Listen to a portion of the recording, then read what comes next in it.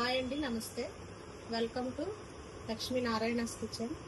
ఈరోజు వీడియో పచ్చి మామిడికాయని సంవత్సరం అంతా ఎలా ప్రిజర్వ్ చేసుకోవాలో, ఏ విధానంలో ప్రిజర్వ్ చేసుకోవాలనేది చూపిస్తానండి. మామిడికాయని నేను 3 రకాలుగా స్టోర్ చేసుకుంటానండి. ఫస్ట్ ఇలాగా తురుము చేసుకుంటాను. తురుముకోవచ్చు, లేదంటే మిక్సీలో కూడా వేసుకోవచ్చండి. తురుముకుంటే కొంచెం బాగుంటుంది, వాటర్గా రాకుండా కొంచెం విడివిడిగా ఉంటుంది.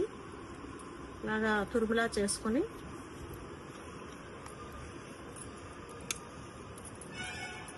ఇది నాకు 4 కప్పులు అయిందండి. 4 గ్లాసులు అయింది. 4 గ్లాసులు తురుముకి ఒక అర గ్లాసు ఉప్పు, కళ్ళుప్పు పౌడర్లా చేసి వేసుకుంటున్నాను.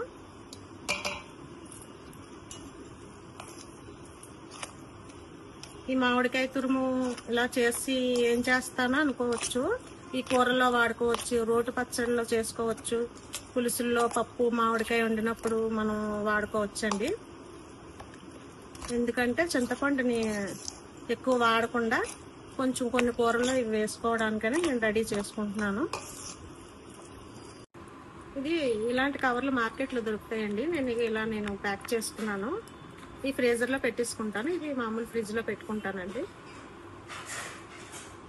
మీకు సాల్ట్ ఇష్టం లేదు, సాల్ట్ వేసుకోవడం అనుకుంటే ప్లెయిన్గా కూడా పెట్టుకోవచ్చు, ఏం కాదు. రెండో విధానాన్ని చూపిస్తాను. మామిడికాయల్ని ప్రిజర్వ్ చేసుకున్న రెండో విధానం ఇది.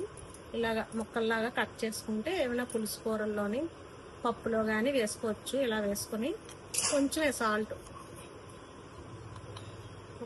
ఒక అర టేబుల్ స్పూన్ సాల్ట్, అంతేనండి. సాల్ట్, కొంచెం పసుపు, పావు టేబుల్ స్పూన్ పసుపు, ఇలా మొత్తం ఉప్పు పసుపు ఇలాగ కలుపుకోవాలండి. ఒక అర టేబుల్ స్పూన్ సాల్ట్, పావు టేబుల్ స్పూన్ పసుపు.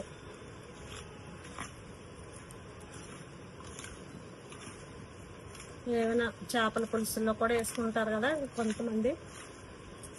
చేపల పులుసులు వేసుకోవచ్చు, పప్పు మామిడికాయ ఉన్నప్పుడు వేసుకోవచ్చు. ఇష్టమైంది. జిప్లాక్ కవర్లో వేసుకుంటున్నాను నేను. ఇక కవర్స్, ఇలాంటి కవర్స్ దొరుకుతాయి, జిప్లాక్ కవర్స్ ఆన్లైన్లో తెప్పించుకున్నాను. మీరు కూడా వేసుకుంటే బాక్స్లో పెట్టుకోవచ్చు, లేదంటే జిప్లాక్ కవర్లో. నేను జిప్లాక్ కవర్లో వేస్తున్నాను. వేసి ఫ్రీజర్లో పెట్టుకుంటామండి. సంవత్సరం అంతా కూడా ఇలాగే ఉంటాయి, ఇప్పుడు పాడవు. చింతపండుని వాడకుండా కొంచెమైనా తగ్గించుకోవడానికి ఈ విధానాలను మేము పాటించుకుంటాం.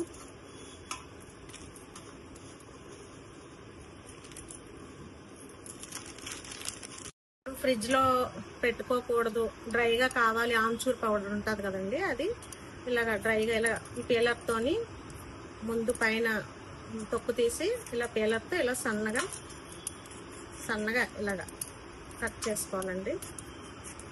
ఇలా పీలర్తో మాత్రం వస్తాయి, ఇలాగా పల్చగా రేకుల్లా వస్తాయి.